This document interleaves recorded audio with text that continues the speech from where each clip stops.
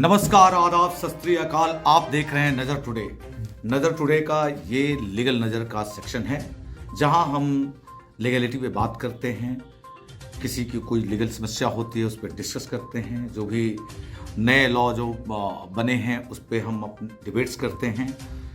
तो आज का विषय है कि नोएडा में क्या सारे जो भी बिल्डर हैं जो कि लीज होल्ड प्रॉपर्टी है, क्या 99 ईयर के बाद ये खाली हो जाएंगे?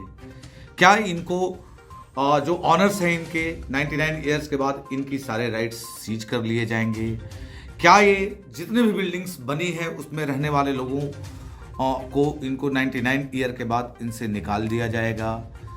तो आज ये बात बहुत ही प्रासंगिक हो चुकी है कि नोएडा, जिसमें कि कम से कम लाखों लोगों ने जो घरों में निवेश किया है, जो फ्लैट्स में निवेश किया है, उनकी बहुत बड़ी समस्या है और इस तरह के प्रश्न हमेशा उठते रहे हैं।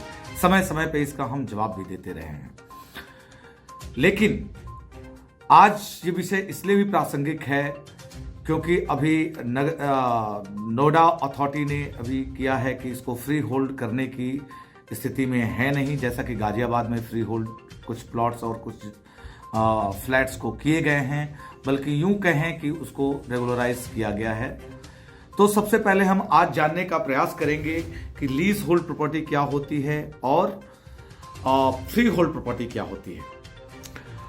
फ्री होल्ड प्रॉपर्टी ये होती है जिसपे गवर्नमेंट का कंट्रोल सिर्फ रजिस्ट्री तक होता है, जिसमें रजिस्ट्री के निबंधन होते हैं कि कौन इसका एक्चुअल ऑनर है। लीज होल्ड प्रॉपर्टी में एक्चुअल ऑनर हमेशा जो होती है वो अथॉरिटी होती है, गवर्नमेंट होती है। कहा जाता है कि एक समय अवधि के लिए लीज पे ये प्रॉपर्टी ट्रांसफर किए जाते हैं। यही वजह है कि जितनी भी लीज प्रॉपर्टी हैं, जितने भी नोएडा की प्रॉपर्टी हैं, जो गवर्नमेंट किसी को अलॉट करती है तो उसको लीज पे देती है। सबसे पहले अथॉरिटी ट्रांसफर करती है, फिर ट्रांसफर के बाद इसका रजिस्ट्रेशन होता है और इसकी फीस भी ली जाती है। समय समय पे फीस का निर्धारण जो होता है गवर्नमेंट के द्वारा, अथॉरिटी के द्वारा किया जाता है। लेकिन ये देश में पहली दफा नहीं है या पहली स्थिति नहीं है जहां पे कि लीज पे प्रॉपर्टी इतने मास लेवल पे दी गई है।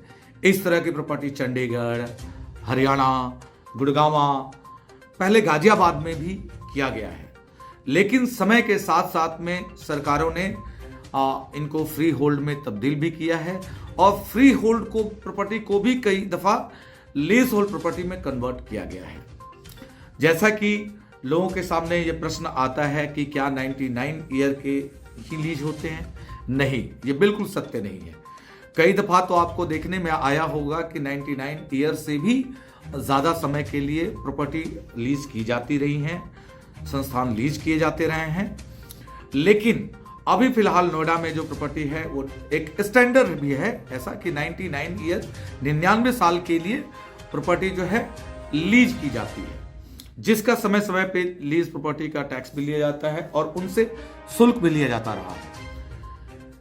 किंतु इस समय जो नोएडा में जो स्थितियां बनी है कि 99 ईयर के लिए जो प्लॉट लोग लेते हैं, क्या 99 ईयर बाद इनको ये प्रॉपर्टी छोड़नी पड़ जाएगी?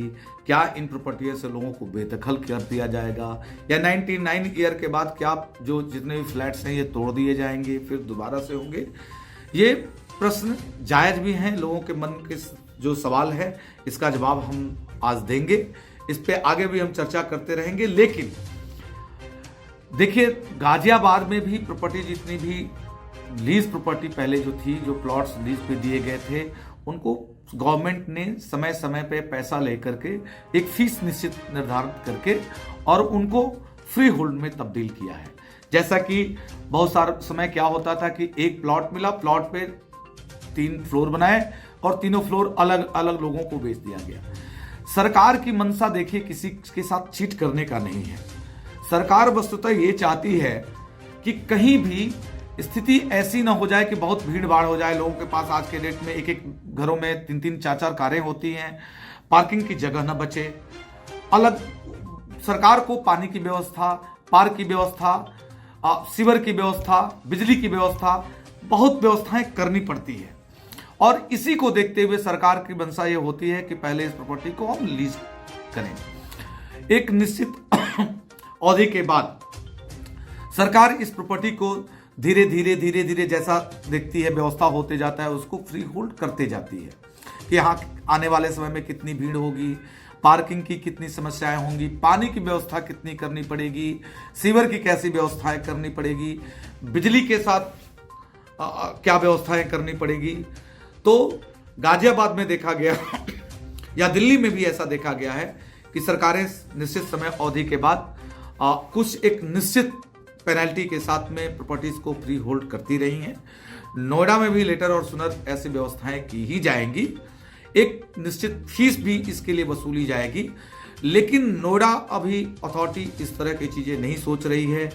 क्यों? क्योंकि नोएडा के पास अभी लैंड बैंक बहुत खाली है, उनके पास व्यवस्थाएं हैं। वो चाहते हैं कि आने वाले जो सेक्टर बसे उसमें भी लोग अपने प्लॉट्स या प्रॉपर्टी लें, उससे वो उनको कंपनसेशन भी देना होता है किसानों को। बहुत तरह की व्यवस्थाएं होती हैं, उन्हें सड़क और सीवर की व्यवस्थाएं भी देखनी होती है। इस वजह से वो अभी ऐसी नोएडा अथॉरिटी की ऐसी कोई मंशा नहीं है कि अभी हाल फिलहाल में प्रॉपर्टी को फ्री होल्ड किया जाएगा। यही वजह है कि नोएडा में इंडस्ट्रियल एरिया अलग बनाए गए हैं, कमर्शियल एरिया अलग बनाए गए हैं, रेजिडेंशियल एरिया अलग अलग बनाए गए हैं। और हाल फिलहाल में जैसा कि सरकारों ने बताया है कि अभी फ्री होल्ड करने की कोई ऐसी निश्चित समय अवधि इन्होंने निश्चित नहीं करी है, लेकिन देर सवेर इन्हें फ्री होल्ड करना ही पड़ेगा।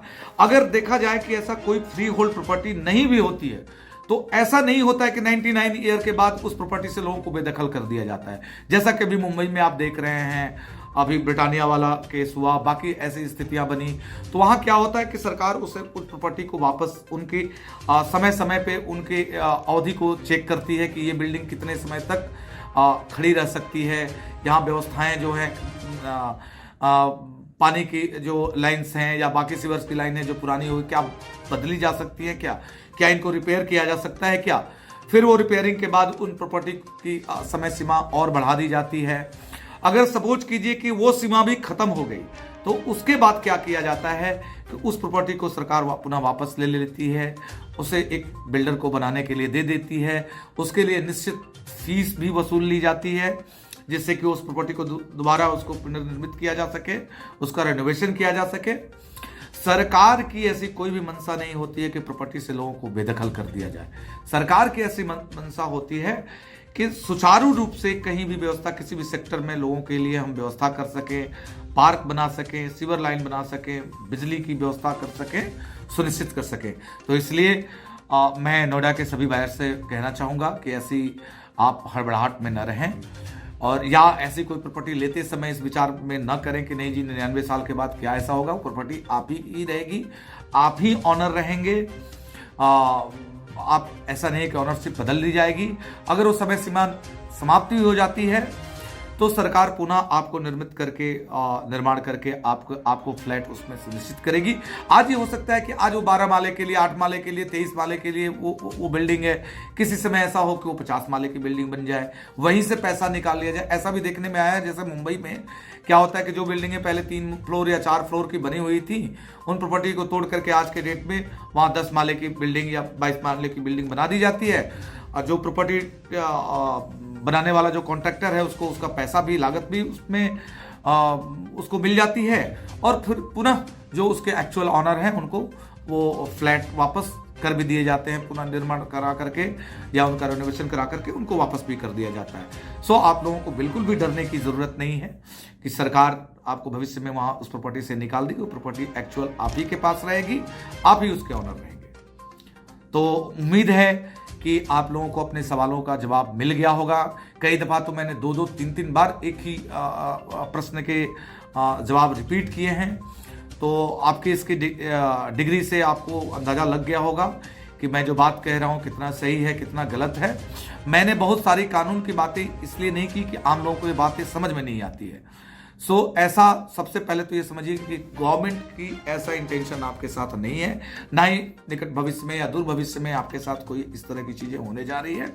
तो आप जब भी प्रॉपर्टी ले रहे हों तो प्रॉपर्टी लेते समय सिर्फ बाकी रेपुटेशंस बिल्डर्स का देखिए कि किस तरह का रेपुटेशन है उस बिल्डर का, या इसने प्रॉपर्टी के जितने भी फीस हैं वो सारे अथॉरिटी में दिए हैं या नहीं दिए हैं। निकट भविष्य में ऐसी न स्थिति आ जाए कि वो पोजीशन लेटर ही आपको ना दे पा रहा हो या बिल्डिंग ही ना बना पाता हो। इसके अलावा आपको लीज प्रॉपर्टी के बारे में सोचने की ज़रूरत नहीं है। बहुत बहुत धन्यवाद। अगर आपको ये वीडियो अच्छा लगा है तो आप इसे लाइक कीजिए, सब्सक्राइब कीजिए और अपने दोस्तों में शेयर कीजिए। बहुत बहुत धन्यवाद।